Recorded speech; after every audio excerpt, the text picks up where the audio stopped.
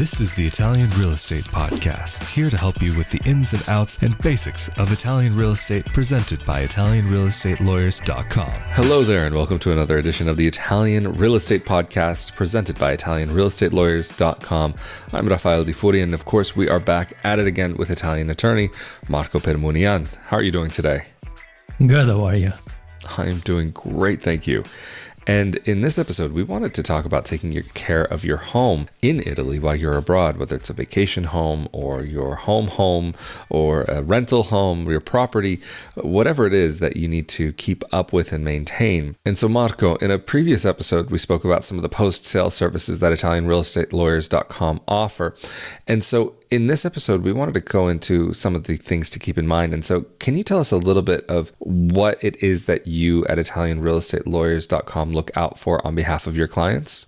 When you own a property in Italy and you have to manage it from abroad, there are a number of things that you might want to keep in mind. And like you said, we offer most of these services, but I guess in this episode, we're going to be describing mostly what people have to keep in mind, tips to manage your property while you live abroad. And one of my first tips is probably to purchase an insurance that allows you to be covered for damages to the property, which of course you most likely would not be able to mitigate if you don't live in the property. So say there is a leaks that affect your property or maybe the neighbor's property, or the house has been flooded. So all of these things, you, of course, it goes without saying, you wouldn't be able to realize immediately just because you don't live in the property. So having an insurance, it comes in handy just because, it protects you from these things in case they happen, and even more if you don't live in the property. Another thing to keep in mind is that you might need help with paying utility bills. Paying them online might not be as straightforward as it may be in other countries. So you might need the help of a professional like ItalianRealEstateLawyers.com, and we offer this as a post-sale service for our clients.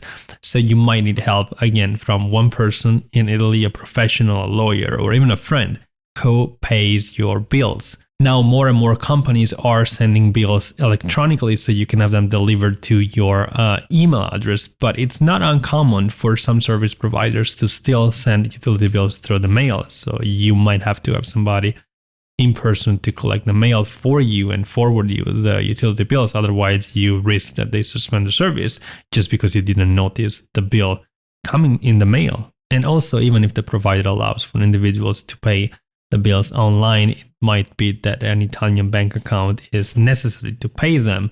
So if you don't have an Italian bank account, it might be more challenging to complete the procedure to pay the bills online. For example, some service providers only allow for payments through wire transfers, which need to originate from an Italian bank. So having an Italian bank account can be very helpful in these situations. And we have talked about this before, but to open an Italian bank account in a traditional Italian bank, so I'm not referring to online banks, you do need to be present in Italy, and the bank needs to see you in person in their branch in order to open a bank account for you. A quick question about that, Marco. You mentioned that they do need to see you there in person. Is there any way at all of having someone to be able to represent you on your behalf with a power of attorney or anything like that? Is there any alternative of any kind? Unfortunately, no. There's no alternative whatsoever in Italy. Banks, but I believe it's like this in many other countries in these days, they do need to see you in person to respect, the money laundering regulations and anti-terrorism regulations. So it's absolutely necessary for you to be present. And keep in mind that an online bank like TransferWise or similar banks that allows you to have an IBAN are not as efficient as traditional banks, especially when it comes to paying utility bills. Yeah, that's something that I know in Italy is very interesting because a lot of these online banks, such as TransferWise, while personally I do think that's a very interesting offer to be able to move your money from one part of the world to another, for actually taking care of those necessities in Italy, they don't have that same integration into the tax system or the utility system in Italy to be able to make those transfers that you would be able to much more easily take care of on a local bank app or in person. Very interesting, Marco. And so another thing that has to be taken care of from the financial side for paying are not just the utilities, but also taxes. And so how is that carried out in Italy? And can this also be done online as well? Annual property taxes can generally be paid online. You need to fill out an F24 form, in Italian F24, which most banks allow you to fill out through their online banking as an integrated system. So you can pay these so-called F24 even through your online banking if your bank is allowed to do so. Or alternatively, you would have to go to the post office, which of course you cannot do if you live abroad, or you can pay them through a tobacco shop, the tabaccheria.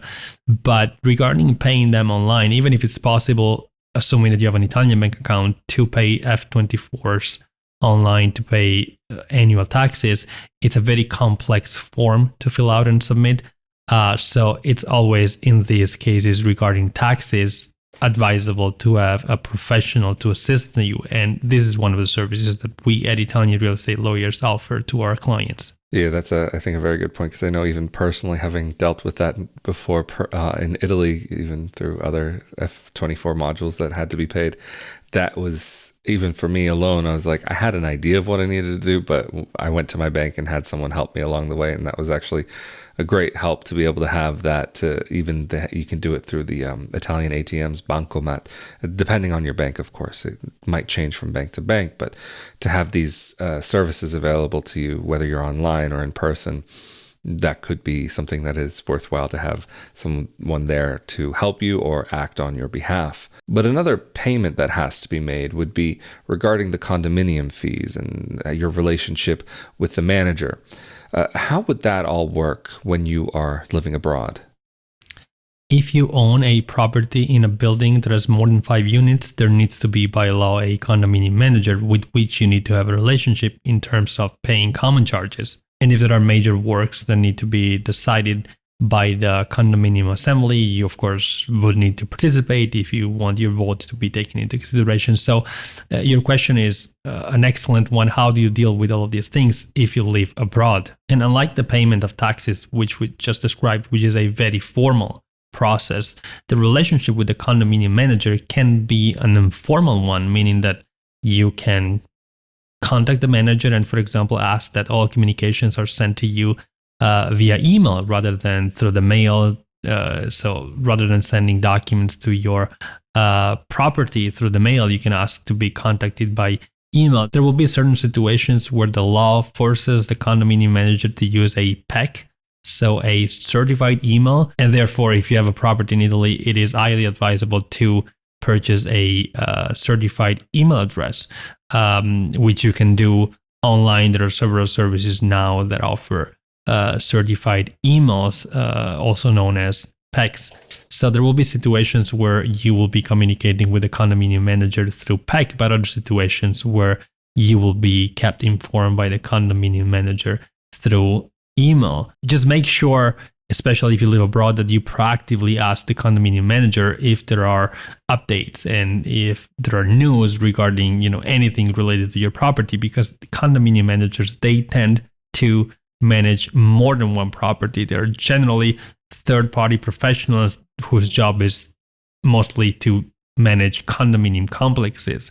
So they might be very busy, and in some cases, they might not be paying a lot of attention to what they're supposed to do. So make sure that you proactively get in contact with them from time to time. But like I said, once you're in contact with them, you can expect to receive whatever you need to be receiving electronically, which means that you can also perform payments to the condominium electronically through a wire transfer. And you could potentially do so by using your foreign bank account, because all you have to do is initiate an international wire transfer and send the money related to the common charges to the bank account of the condominium, which is of course to be used to pay common expenses. Now, besides having a relationship with the condominium manager, it might be worthwhile to have a neighbor check on your property and help you in your absence. It's not uncommon in many Italian villages for neighbors to even volunteer and offer to help in your absence, especially if they see that you're a foreigner.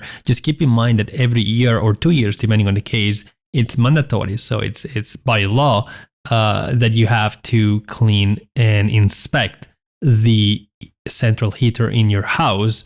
And for, like I said, for most heaters, it's every year or in some cases every 2 years. So in your absence, you might have to have somebody access your property because, like I said, that's in most cases regarding most of the properties mandatory. Yeah, and just as I guess a quick note for those who may be coming from the US, the central heating systems in Italy can sometimes work in a little bit of a different way. There'll be maybe like a central water boiler for the whole building, especially if you have an apartment building. And so, for example, if you do have the individual units, like for example, on your wall, like that they blow the air into the building, they're like a compressor outside. It's not those that have to be checked. It's like a kind of a gas water heater unit that has to be checked. And so that's one thing that's definitely worthwhile keeping in this instance. But I do think this is a great place to round out this episode. So of course, Marco, how can people get in contact with you and your team if they're needing any help with their property in Italy or their future property in Italy? People can contact us through our website, italianrealestatelawyers.com, or give us a call. Our numbers in the website.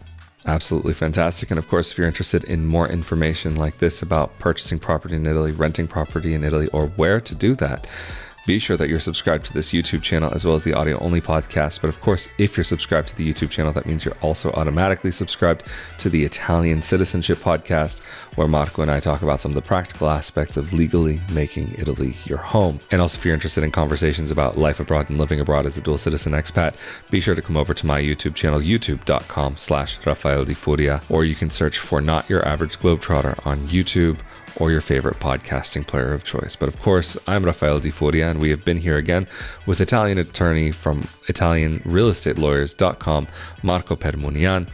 Stay safe and healthy out there, and we will see you all next time. Later. Thank you.